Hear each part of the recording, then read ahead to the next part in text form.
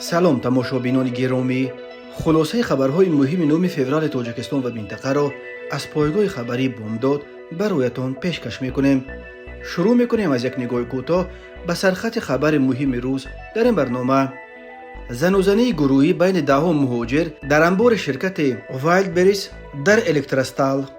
نخستین مصاحبه پوتین با ژورنالیست غربی بعد 2 سال جنگ ضد اوکراین. برکناری گنرال زالوژنی از فرماندهی ارتش اوکراین. پیروزی مطلق الهام علیف در نخستین انتخابات بعد به دست آذربایجان برگشتن ولایت قره‌باغ. 2 سال حکم زندان مهاجر ازبک برای مناقشه خونین با یک تاجیک. و اکنون تفصیلات خبرها. تلگرام کانال های روسیه روز 9 فوریه سال 2024 با نشر ویدیوی لحظه زن و زنی بین کارگران و پاسبانان انبار بزرگ شرکت وایلدبریز در شهر الکترستال ولایت مسکو خبر دادند. تلگرام کانال به مقامات قدرتی روسیه نزدیک باز خبر داد که زن و زنی در بلاک هفتم رخ داده است. اطرافیان اول کوشش کردند که دو طرف را از هم جدا کنند، ولی بعد آنها هم به زن و زنی امر شدند. کار در بلاک هفتم کاملا قطع گردید. برای جدا کردن طرفهای درگیر نیروهای آمان 5 ماشین کارمندان دپس و 2 ماشین کارمندان پپس به جای حادثه آمدند. در نزد انبار افتزک و چند گزل دیده میشد. خبر داده است بازه. تلگرام کانال میگرانت فسیوکاکیست درباره اشتراک 100 نفر و کانال منگا ناسیونال درباره تقریبا 200 اشتراکچی زن و زنی در الکترستال خبر دادند. اما به اطلاع هر دو کانال که با مفقه آشکارا بدبینانه‌شان نسبت به مهاجران نام برآوردند، نیروهای پلیس همگی 13 نفر را دستگیر کردند و باقی مانده بعد تمام شدن زن و زنی به کار خود ادامه دادند. کانال میگرانت فسیوکاکیست میگوید که زن و زنی در انبار وایلدبریز بین کارگران از تاجیکستان و ازبکستان رخ داده است. سبب زن و زنی مناقشه بریگادیر ازبک با یک زیردست تاجیک شده است. سرکار کارگرش را به عقل نامیده برای کج چسباندن شتریخ کدها جنجال کرده است. بین آنها بعضی لفظی برخواسته به زن و زنی پیچیده است و سپس به مناقشه از هر دو طرف دیگران امر شدند. پاسبانان انبار که آنها نیز شته خوردند همه اشتراکچیان زن و زنی را در داخل انبار بزرگ محکم کرده تا آمدن پلیس سر ندادند. خبر میدهد این کانال زن و زنی گروهی بین مهاجران باعث نگرانی مقامات روسیه شده است و ماه آگوست سال 2021 در پی یک سلسله زن و زنی ها با اشتراک مهاجران در منطقه های گوناگون روسیه وزارت کارهای داخلی این کشور هشدار داد که از این به بعد مهاجران را برای دغلانه و ویران کردن ترتیبات جمعیتی از جمله برای اشتراک در زن و زنی ها بهرامانه به کشورهای زادگاهشان اخراج کرده از حق عبور مرز روسیه محروم می‌کنند.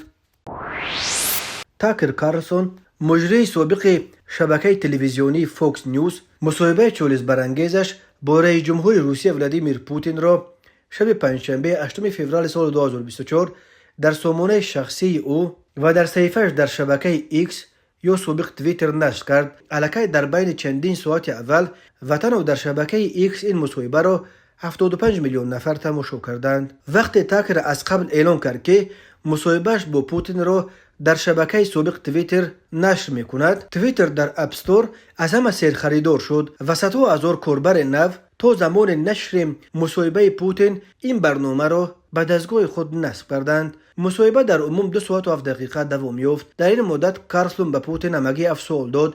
پوتین در نوبت خود به پرسش‌های کارلسون خیلی جواب‌های طولانی داد. این اولین مصاحبه پوتین با یک روزنامه‌نگار غربی پس از آغاز جنگ روسیه با اوکراین از فوریه سال 2022 بود. احساس می‌شد که پوتین خیلی می‌خواهد دلش را به کسی خالی کند و از این رو مصاحبه عملاً به مونولوگ طولانی تبدیل یافت. اولین سوال کارلسون از پوتین این بود که دلیل او برای صدور فرمان حمله به خاک اوکراین چه بود؟ در جواب پوتین افزود که مگر این امریکا نبود که میخواست حمله هوایی غافلگیرانه به داخل خاک روسیه کند و این گپ من نیست. بعدم پوتین از کارلسون پرسید که این یک شو تلویزیونی است و یا او میخواهد گفتگوی جدی صورت گیرد. در جواب این سوال پوتین کارلسون خندید و گفت بهتر است یک صحبت جدی شود. سپس پوتین در حدود نیم ساعت درباره تاریخ شرق اروپا و تشکیلیابی روسیه در قرن 9 میلادی مفصل صحبت کرد. از جمله در مورد جنگ با اوکراین پوتین گفت که با هدفهای گذاشته خود نرسیده است. هدف اساسی دیناتیفیکاسیا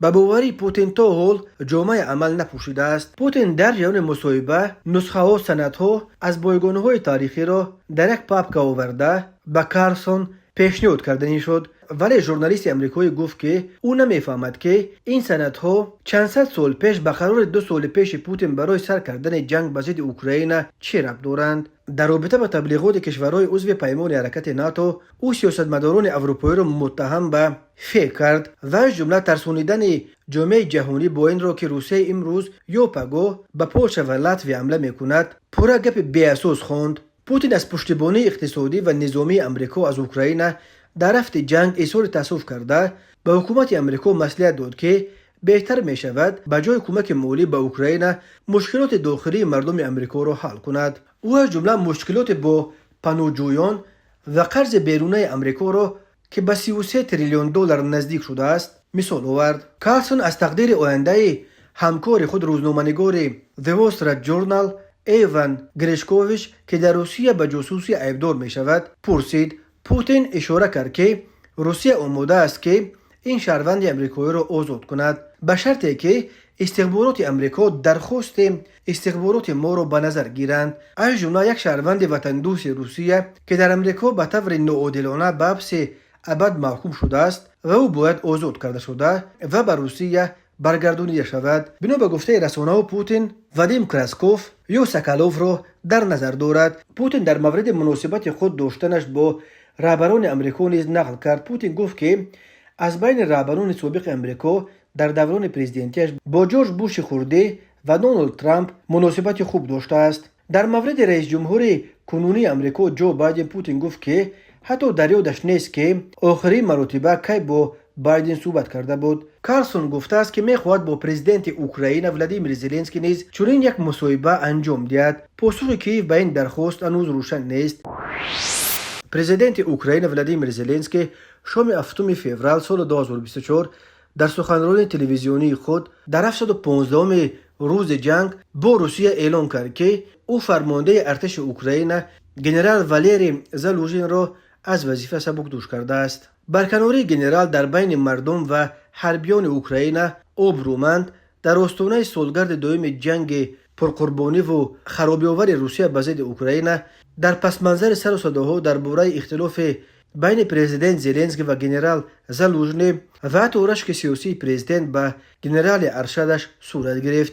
هنگامی که زلنسکی برکناری زالوژنی را اعلان میکرد او به چندین نقطه ضعیف ارتش اشاره نموده یادآور شد که سال گذشته ارتش در حمله جوابی تابستانه در جبهه جنوبی به ناکامی‌ها مواجه گردید. در ادامه صحبتش زلنسکی افزود که به جای زالوژنی و فرمانده قشون‌های خشکگرد گنرال پلکوونیک الکساندر سیریسکی را تعیین کرده است. به گفته پرزیدنت اوکراین گنرال سیریسکی از تجربه بوی دفاعی برخوردار بوده موضوع نقشه عملیات مدافع کیف را طرح‌ریزی کرده بود.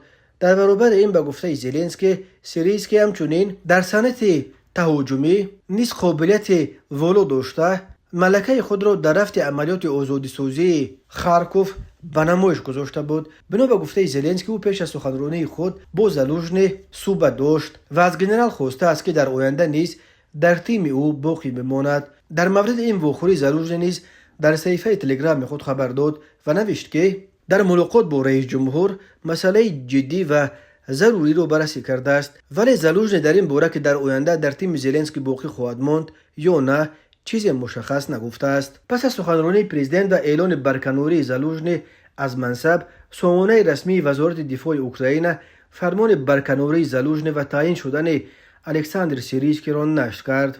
باید یادآور شد که هنوز 29 ژانویه سال روان رسانه‌ها خبر داده بودند که زلنسکی زالوژنی را از وظیفه برکنار کرده است، ولی مقام‌های اوکراینی خبرها در این مورد را رد نموده بودند.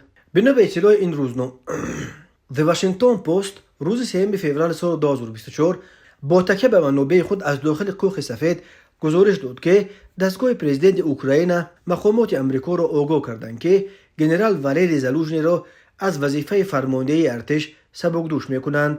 در نوبت خود بنا به گفته این روزنامه، مقامات امریکایی این پیشنهاد زلنسکی را نپذیرفتند و به آن مخالفت کردند. بنا به اطلاع این روزنامه، سبب از وظیفه رفتن زالوژنی اختلاف نظر در بین فرمانده و سرفرمانده در رابطه با شیوه موبیلیزاسیا، یعنی به جنگ سفربر کردن نزدیک به 9 میلیون نیروی نو سر زده است. فرمانده نو ارتش اوکراین به نوشته دی واشنگتن پست در بین نظامیان اوکراین از آبرو و نفوذ نظرس مثل زالوژنی برخوردار نیست. اکثر نظامیان سیریسکی را همچون فرمانده تیپ شوروی تصور میکنند و این را که او نظامیان را در جبهه بخموت مدت طولانی زیر آتش روسان نگاه داشت و امر عقب نشینی را صادر نکرد خوش ندارند. نوشته است این نشریه امریکایی. ژنرال سیریسکی سال 2014 به وظیفه معاون اول فرمانده نیروهای مسلح اوکراین انتخاب شده. در این وظیفه مسئول همکاری ارتش اوکراین با ناتو نیز بود. ژنرال سیریسکی اویله‌دار و صاحب یک پسر بالغ با نام الکساندر است. تماشابینان عزیز، یادآور می‌شویم خلاصه مهمترین اخبار تاجیکستان را از پایگاه خبری بامداد تماشا دارید. برنامه را ادامه می‌دهیم. روز 7 فوریه سال 2024 در آذربایجان، یک جمهوری سابق شوروی واقع در منطقه قفقاز جنوبی، انتخابات پرزیدنتی پیش از مهلت و عملا بدون رقابت برگزار گردید که بنا به نتیجه های رسمی اعلان شده، رئیس جمهور کنونی الهام علیف که 62 سال دارد با کسب زیاده از 92% اوازها غالب انتخابات و اینک بار پنجم پرزیدنت این کشور سرشار از کانهای نفت و گاز اعلان شد. بنا به معلومات کمیسیون مرکزی انتخابات آذربایجان که 8 فوریه نشر نمود، الهام علیف 92.05% و نامزدی که جای دوم را گرفت، زاهید اوروج، همگی 2.19% آواز گرفته است. همین طور باقی مانده رقیبان علیف در به دست آوردن کرسی پرزیدنت: فوزل مصطفی 2%، قدرت حسنگولیف 1.76%، روزی نورالیف 0.8%، الشاد موسویف 0.67 و فود علیف 0.53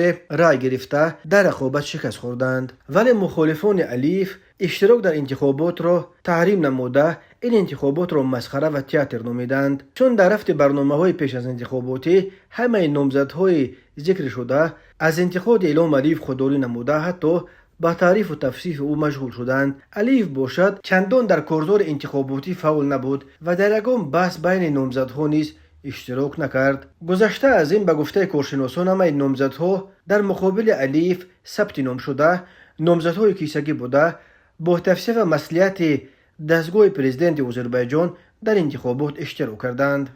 مقامات آذربایجان ناظران شورای اروپا را برای نظارت انتخابات دعوت نکرد و حتی به ناظر دفتر نهادهای دموکراتی ساحه که در فرودگاه باکو فرود آمده بود روادید برای ورود به کشور را نداد. با وجود در یک شرایط بی‌رقابت با اشتراک تنها نامزدهای کیسگی و به حضور ناظران مستقل گذشتن انتخابات پرزیدنتی آذربایجان، رسانه‌ها باز هم از موردهای تقلب آوازها به نفع علیف گزارش دادند. این نخستین انتخابات پرزیدنتی در آذربایجان بعد ولایت کوهستان قره‌باغ از دست جدایی طلبان ارمنی پس گرفتن ارتش این کشور بود و ناظران مستقل میگفتند که بعد این پیروزی ریتینگ الهام علیف در چشم مردمش آنقدر بالا رفته بود که حتی اگر انتخابات در واقع پررقابت و آزاد هم برپا میکرد، یگان نامزد دیگر در مقابل او شانس غلبه نداشت. انتخابات پیش از مهلت در آذربایجان نیز به مناسبت به زیر نظارت باکو برگشتن منطقه قره‌باغ دایر گردید. در اصل انتخابات نوبتی پرزیدنتی آذربایجان می باید سال 2025 صورت می گرفت، ولی علیف گفت اکنون که آذربایجان تمام سرزمین‌هایش را سرجم کرد، باید همچون رمز یکپارچگی آذربایجان انتخابات پیش از مهلت دایر شود. الکی رهبران چندین کشور از جمله ترکیه، ایران، چین، ونزوئلا، بلاروس، تاجیکستان، ازبکستان، قزاقستان، قرقیزستان و دیگران الهام علیف را با پیروزی تبریک کردند. الهام علیف در بین پرزیدنت‌های اسنگ بعد امامعلی رحمان، الکساندر لوکاشنکو و ولادیمیر پوتین که متناسباً 32 و 24 سال باز در سر قدرتند، چهارمین پرزیدنت اعظم در روز عمر دانسته می شود. دادگاه نویای کریژاچ ولایت ولادیمیر روسیه روز 7 فوریه سال 2024 یک شهروند ازبکستانی را بر اساس قسم دوم ماده 111 کودکس جنایتی روسیه در رسانیدن آسیب وزنین به سلامتی یک مهاجر توجیک با استفاده از کرد گناهکار شناخته با 2 سال محبسش نظامش عمومی محکوم کرد. خدمات مطبوعات دادگاه ایالات ولادیمیر خبر داد که این حکم هنوز قوه قانونی نگرفته است. این دو مهاجر تاجیک و ازبک برای شرح مستقیم قضیه دسترس نیستند، ولی بنا به فرضیه دادگاه حادثه 25 آگوست سال 2023 در ساعت‌های شامگاهی رخ داده است. هر دو مهاجر در یک ساختمان یک خانه در یکی از دهه‌های نویای کریجاج کار می‌کردند. آن بیگاه هنگام نوشیدن مشروبات بین آنها بحث لفظی برخاسته به زن و زنی پیچیده است. مهاجر ازبک بعد این به داخل آن بنای ساختمانش ناتمام کرد و موقتا در آنجا زندگی می‌کردند در آمده است، ولی مهاجر تاجیک از پسش به خانه در آمده به بحث ادامه داده است و مهاجر ازبک که در حالت مستی قرار داشت از حیثیت بدبینی نسبت به جبر دیده از روی میز کرد را گرفته به شکم و قفس سینه او ضربه زده است. در نتیجه مهاجر تاجیک را با جراحت‌های وزنین در بیمارستان بستری کردند. بنا به گزارش خدمات مطبوعات دادگاه ولایت ولادیمیر در جریان مرافعه مهاجر ازبک گناه را به گردن گرفت و از کار کردش اظهار پشیمانی کرده است و دادگاه با در نظر داشت حالت‌های سبک کننده و نبودن حالت‌های وزن کننده او را تنها به 2 سال زندان محکوم کرده است. قسم 2 ماده 111 کودکس جنایتی روسیه برای رسانیدن آسیب وزنین به سلامتی همچون جزا تا 10 سال زندان را پیش بینی می‌کند.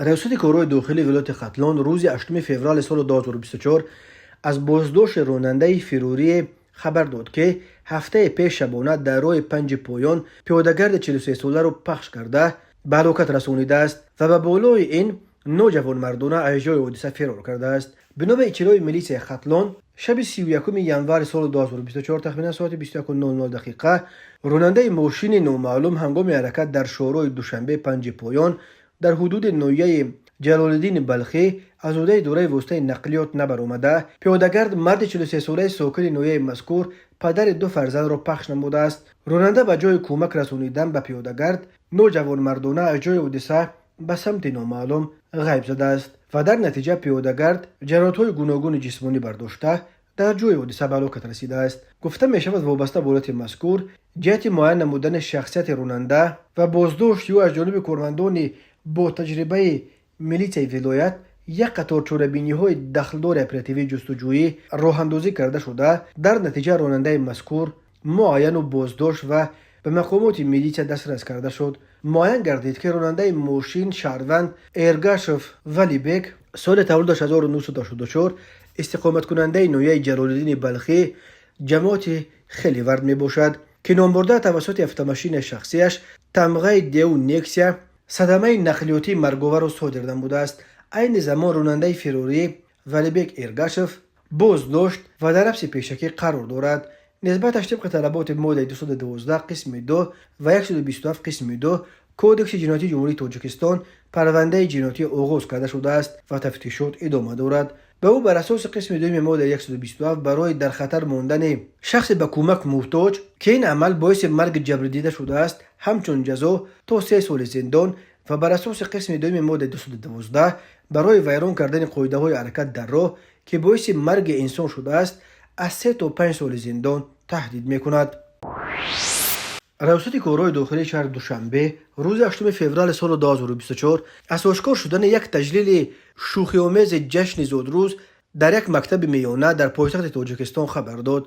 گفته می شود در اساس نوار در شبکه‌های اجتماعی نشر گردیده از جانب کارمندان میلیسیا یک گروه خوانندگان مکتب میانه رقم 127 ناحیه فردوسی به شعبه کارهای داخلی این ناحیه دسترس کردند. ضمن سنجش معین کرده شد که نام بردگان خوانندگان صنف ده بوده صحنه 27 ژانویه سال جاری در وقت تنفس در داخل صنفخانه به طور شوخی‌آمیز با مقصد تجلیل زادروز با استفاده از کوچ دهان همصنفشان نابالغ امرو خانزاده را محکم نموده با همین وسیله گویا او را تبریک کردند. همزمان همصنفان امرو خانزاده این عمل خود را توسط تلفن موبیلی به نوار گرفته در شبکه‌های اجتماعی نشر کردند که باعث واکنش‌های منفی شهروندان گردیده است.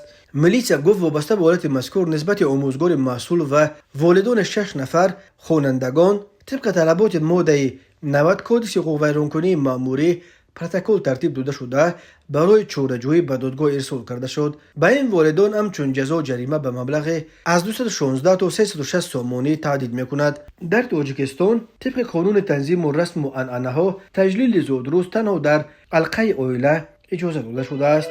صاحب جشن حق ندارد زادروزش را حتی با دوستان یا همکاران خود جشن بگیرد. تماشابینان عزیز و گرامی، این بود مرور به خلاصه چند خبر مهم امروز تاجیکستان. خبر و گزارش های بیشتر از تاجیکستان و درباره تاجیکستان و اطراف آن را در سامانه پایگاه خبری بامداد در این نشانه پیگیری نمایید: www.bamdad.com. خوش باشید.